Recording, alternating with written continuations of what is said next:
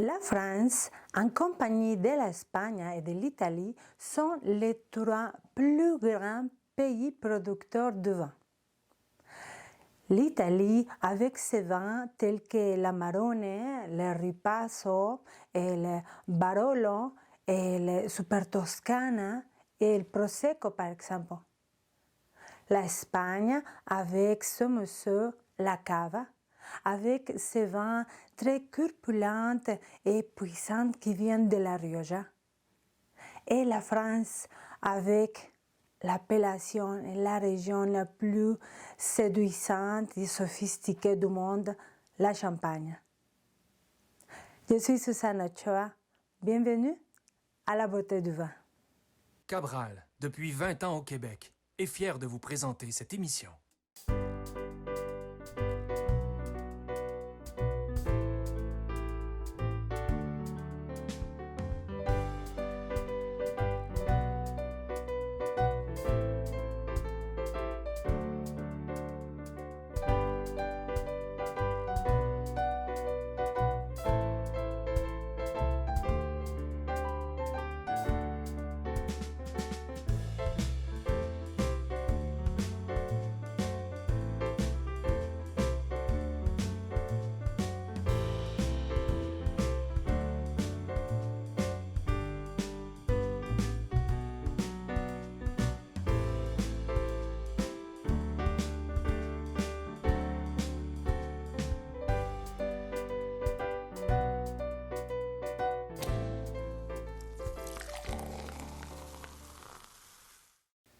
L'histoire de la viticulture française a été interrompue 3 fois. La première, c'était pour la phylloxéra. Les pucerons qui détruisaient les vignes, les racines des vignes. Une puceron qui est apparu en 1865 et est disparu en 1930. La deuxième interruption a été pendant la Première Guerre mondiale, suivie de la Deuxième Guerre mondiale qui a été la troisième interruption. En 1935, la France a obtenu la première appellation d'origine contrôlée, qu'aujourd'hui on l'appelle AOP, appellation d'origine protégée. Il existe des désignations telles que les IGP, indication géographique protégée, ainsi que l'indication de vin de table. Le climat à la France est atlantique dans l'ouest, continental dans l'est, méditerranéen dans le sud et froid dans le nord. Les vignobles français comptent environ avec 800 000 hectares de vignobles. La France compte également avec 10 régions viticoles. Donc, la première, c'est l'Alsace, Jura-Savoie, la Bourgogne, les Côtes-du-Rhône, Provence et Corse, Languedoc-Roussillon, le Sud-Ouest, Bordeaux, la Val de la Loire, ou les vallées de la Loire, et la Champagne. Dans cette division que j'ai faite à la France, on va découvrir que la moitié, à partir de la moitié en haut, c'est un monocépage. Les vins seront plus en monocépage, tandis que à partir de la moitié en bas, l'élaboration de vins seront plus en assemblage. Donc, monocépage, assemblage, en général.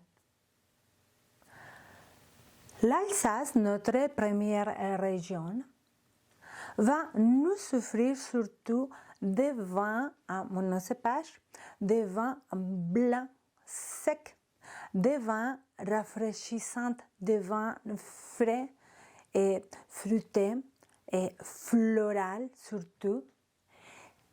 Les cépages plus importants dans l'Alsace pour les vins blancs sont les Riesling, les Sylvaner, les Pinot Gris, les Pinot Blanc, et les Muscat et les Gewürztraminer. Pour les cépages rouges, on va trouver surtout des Pinot Noirs. Notre deuxième région est Jura et Savoie. Bon, ici, dans ces régions, on va trouver également des vins blancs, mais surtout frais, surtout fruités. Il y a des cépages qu'on ne connaît pas beaucoup, tels que les Jacquard, tels que les Roussettes, tels que les Savagnats, qui sont des cépages blancs, en compagnie de Chardonnay. Et ici, on va avoir une spécialité. Le Jura Savoie va élaborer les vins jaunes. Le vin jaune est un vin de voile. Donc, on va laisser développer un champignon qui va créer une voile, que la voile va protéger les vins de l'oxydation. Concernant les cépages rouges, à Jura et Savoie, on va trouver le pinot noir, les gamay, la mondos et les trousseaux. Les vins provenant de Jura et Savoie sont super bons, surtout pour les fondus au fromage. La Bourgogne. La Bourgogne est une des régions les plus populaires au monde. La Bourgogne est très reconnue par les religions, par les moines qui sont arrivés dans le Moyen Âge. Et là, ils ont découvert que même si c'était les mêmes cépages qu'ils plantaient et quelques mètres après planter également, les résultats c'était des vins différents. Donc, les moines ont commencé à étudier les sols, à mesurer, à faire des parcelles qui elles qualifiaient et qu'elles nommaient, et des parcelles qui elles nommaient et qui sont devenues des crus. Les cépages de la Bourgogne pour le vin blanc sont surtout le chardonnay et la ligoté. Et pour les vins rouges, c'est le pinot noir et le gamay. Pour quelques auteurs, quelques écrivains, le Beaujolais fait partie de la Bourgogne. Pour quelques autres, le Beaujolais, c'est une autre région à côté. Le Beaujolais, qui est à la finale de la Bourgogne, va nous offrir des vins légers, des vins de consommation rapide. Ce que je veux dire, c'est que ils sont des vins à boire d'ici à 1-2 ans max. C'est sûr qu'il y a également des vins de garde, c'est sûr, mais une particularité des Beaujolais, c'est les vins légers, les vins fruités, les vins de consommation rapide, les vins gourmandisants, les vins faciles à boire. Et les vins qui sont Beaujolais, c'est une région qui va nous offrir des vins pour les débutants. Si vous êtes une personne qui commence à boire du vin, à faire des dégustations du vin et que vous aimez Commencez par un vin léger, fruité, début gelé, c'est vraiment pour vous. Là, on va passer à la vallée du Rhône. Ici, dans la vallée du Rhône, on va trouver surtout des vins musclés, des vins puissants. Souvenons qu'ici, on va avoir beaucoup d'assemblages. Dans les vallées du Rhône, on va les diviser en deux, les Rhône septentrional et les Rhône méridional. Dans les Rhône septentrional, on va trouver les sols calcaires. Et dans les Rhône méridional, c'est ici qu'on va trouver les fameux sols des cailloux, surtout à Châteauneuf-du-Pape. Dans les vallées du Rhône, on va travailler beaucoup en bio. On va travailler beaucoup en assemblage et les cépages plus emblématiques du Vallée du Rhône sont les syrahs, les grenaches, les carignans, les mourvèdres pour les cépages rouges. Concernant les cépages blancs, sont les viogniers, les marsannes et les roussannes, les muscats. On va passer à la Provence. La Provence et la Corse. Bon, dans la Provence, qui possède un climat méditerranéen, on va trouver surtout les 80% des produits de vin sont de vins rosés. Peu de vins rouges, un peu plus de vin blanc, mais les 80% de la production, c'est un rosé.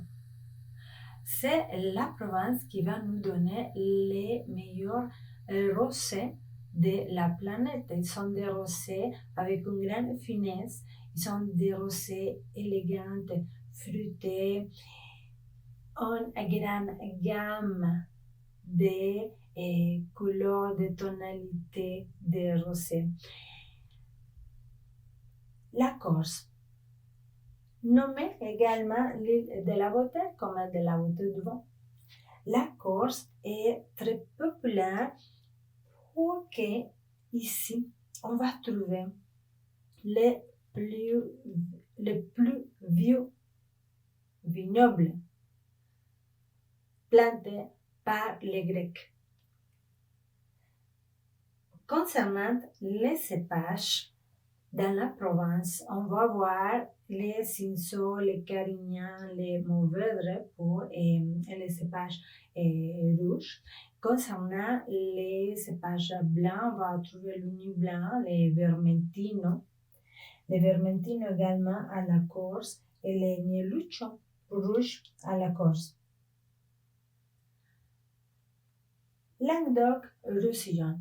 Bon, ici, nous sommes rendus avec les plus grands vignobles de la France. Une région vraiment bio. Languedoc-Roussillon est très importante parce que vers l'année 1285, les Languedoc-Roussillon connaissaient déjà les moutages. Les Languedoc-Roussillon faisaient déjà la distillation. Et les Languedoc-Roussillon savaient déjà comment conserver les vins. Il existait déjà les vins doux naturels.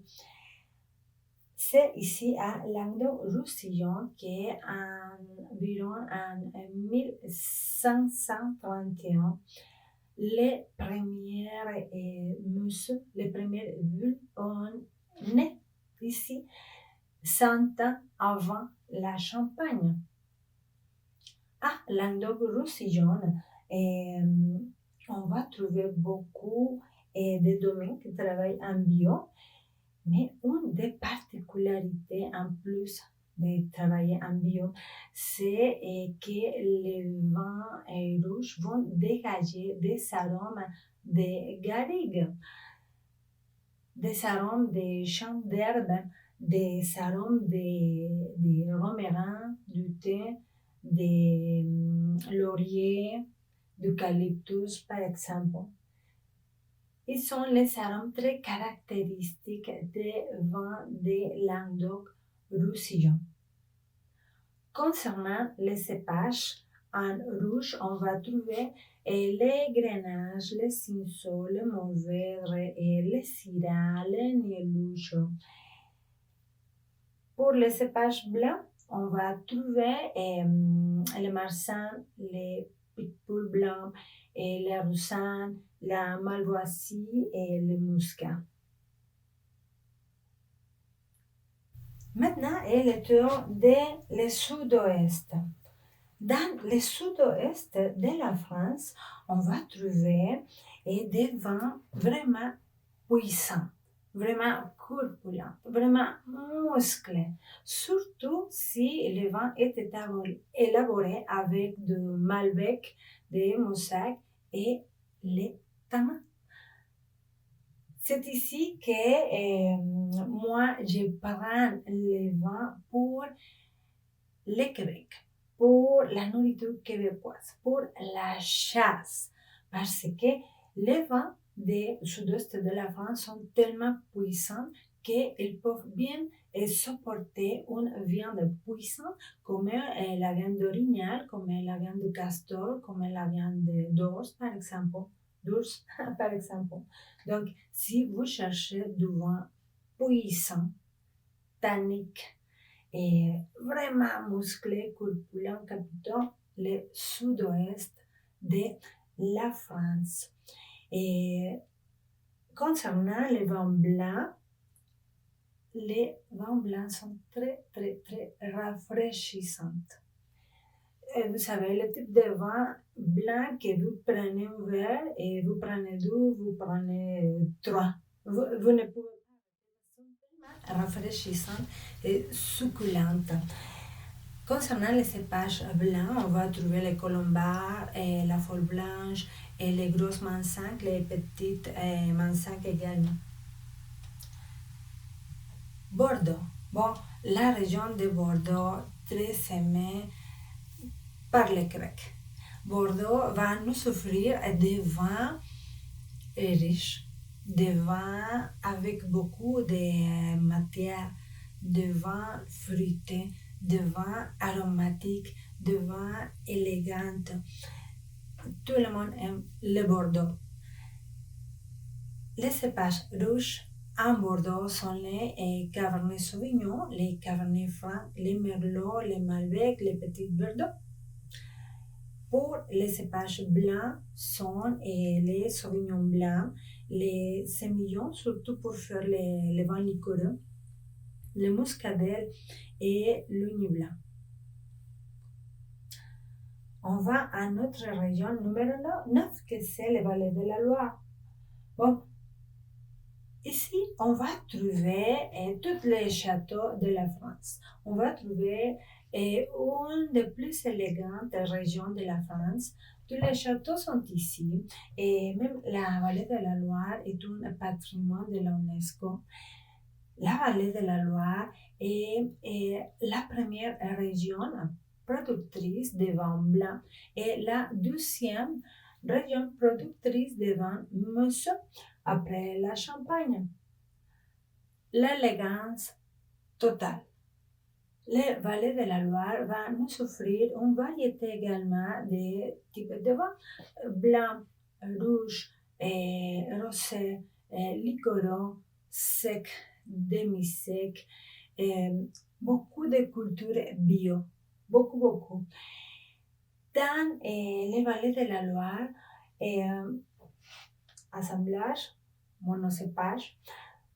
Dans les vallées de la Loire, on va trouver beaucoup de cépages rouges, pinot noir, cabernet franc, cabernet sauvignon, gamay. En blanc, on va trouver les chenin blancs, les muscadet, les sauvignon blancs également. Une caractéristique, une particularité des vallées de la Loire, c'est la mention sur l'île. Donc, l'élevage pour les vins blancs sont sur le lycée, le dépôt naturel du vin. On arrive à notre dernière région, la Champagne, la plus populaire, sophistiquée, élégante de toute la planète. La Champagne est très popularisée pour Dom Pérignon dans le XVIIe siècle. Pour obtenir 100 litres de jus, c'est nécessaire d'avoir 160 kilos de raisins. La Champagne compte avec 320 villages au cru et 17 grands crus.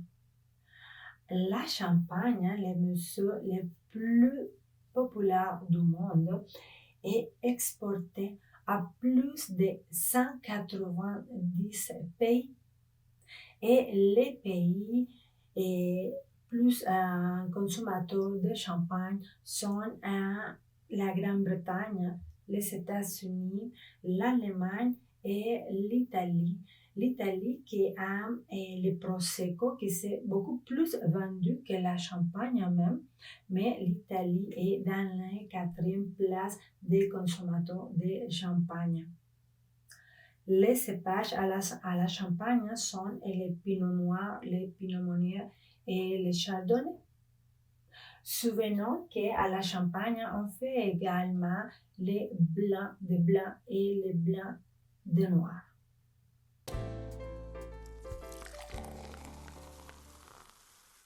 Je vous invite à visiter les réseaux sociaux de la beauté du vin.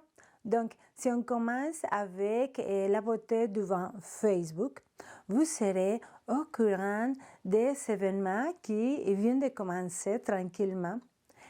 Vous avez des photos, les journaux, des chroniques et tout ce qui se passe dans le monde du vin ici au Québec. La beauté du vin Instagram, de belles photos. La beauté du vin.com. Bon, ici, vous allez découvrir les services de la beauté du vin. Qu'est-ce que fait la beauté du vin? 3 services.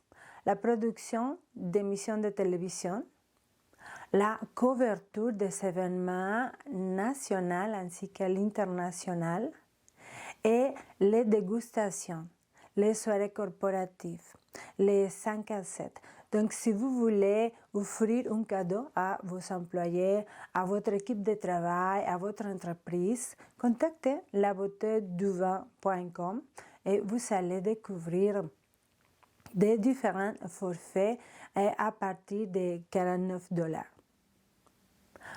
The Beauty of Wine. The Beauty of Wine est le nouveau bébé de la beauté du vin. The Beauty of Wine est un magazine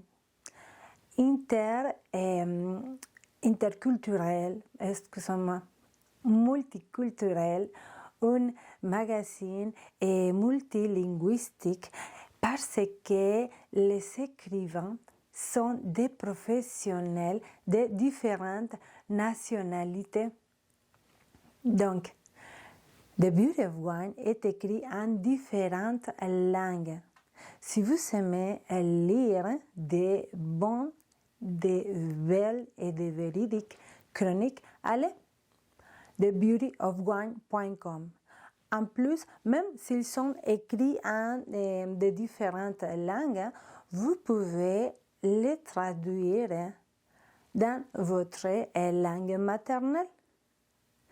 thebeautyofwine.com est le magazine, la référence des belles chroniques, la référence des domaines du vin, de l'alcool, de l'hôtellerie, de la gastronomie et le tourisme. C'est un magazine très visité par plusieurs pays tels que, mais bien entendu, le Canada, les États-Unis, le Mexique, l'Uruguay, le Chili, l'Argentine, la Russie même, l'Espagne, la France, l'Italie, Belgique, Portugal, et dans l'Afrique du Sud, et de la Roumanie. Donc, thebeautyofwine.com.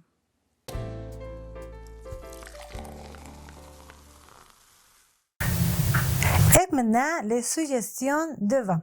J'aimerais commencer pour la Montagnette 2019, que c'est un vin qui vient de Vallée du Rhône.